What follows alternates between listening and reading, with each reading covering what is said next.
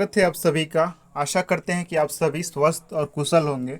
तो साथियों, जैसा कि मैंने वादा किया था कि मैं आपके समक्ष बीपीएससी बिहार शिक्षक में अभी 60 दिन हैं, तो हम 60 टॉपिक लाए हैं। ये टॉपिक बस आप कर लीजिए, आपका जो एग्ज़ाम है क्लियर हो जाएगा, कोई नहीं रोक सकता है।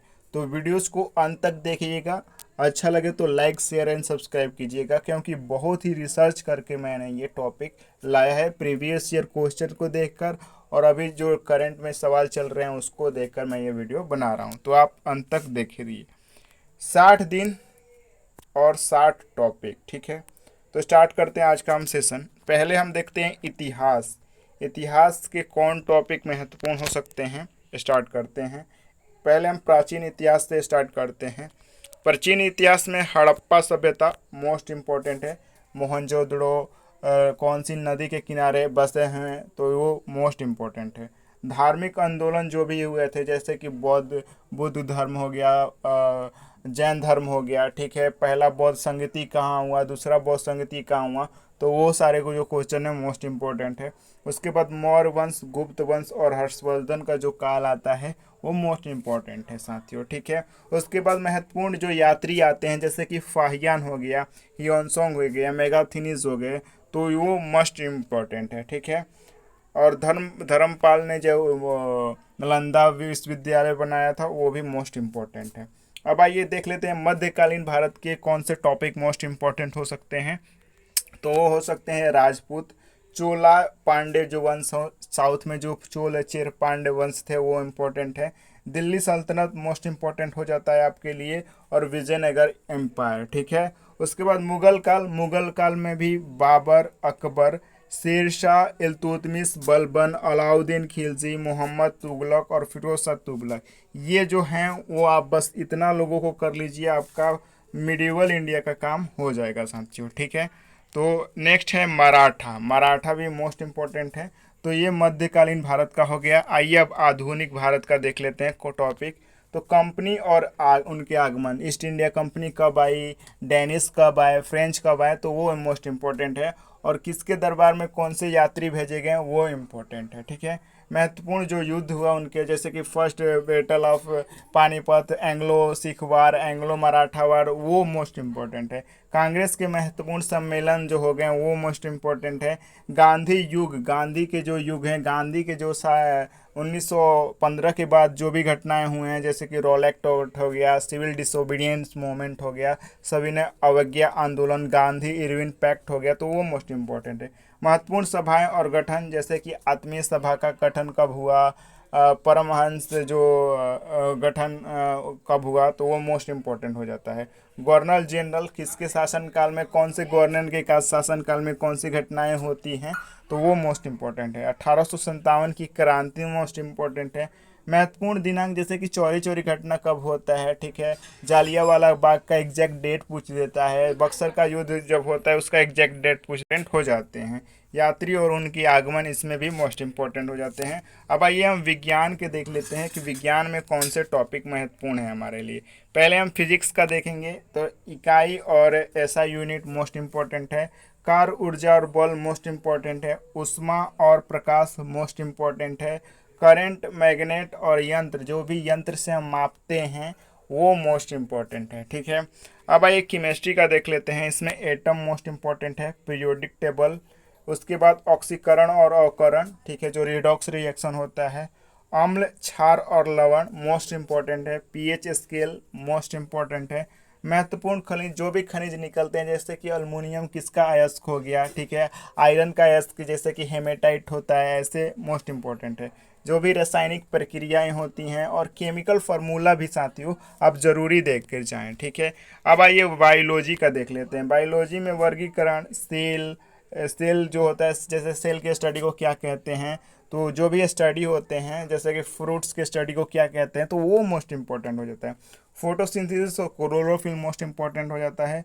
मानव रोग और ब्लड, मानव रोग जो भी जैसे कि डेंगू किसके कारण होते हैं, प्रोटोजुआ से होने वाले डिजीज, वायरस से होने वाले डिजीज, ब्लड से मोस्ट इम्पोर्टेंट है। यानी कि पूछ लेता है कि लिम्फोसाइट का क्या काम है, ठीक है।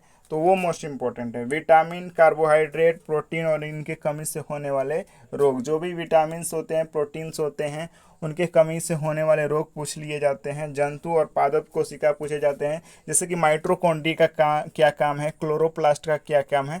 तो वो सारी चीज़ें आप जरूर देख के जाइएगा, मोस्ट इम्पोर्टेंट है आपके लिए। नेक्स्ट है ये भूगोल देख लेते हैं। भूगोल में भारत और उसकी स्थिति, जैसे कि वेस्ट सबसे वेस्टर्न पॉइंट कौन सा है, ईस्ट में सबसे कौन है, तो ये पूछ लिए जाते हैं। सौरमंडल से सवाल पूछे जाते हैं, ठीक है।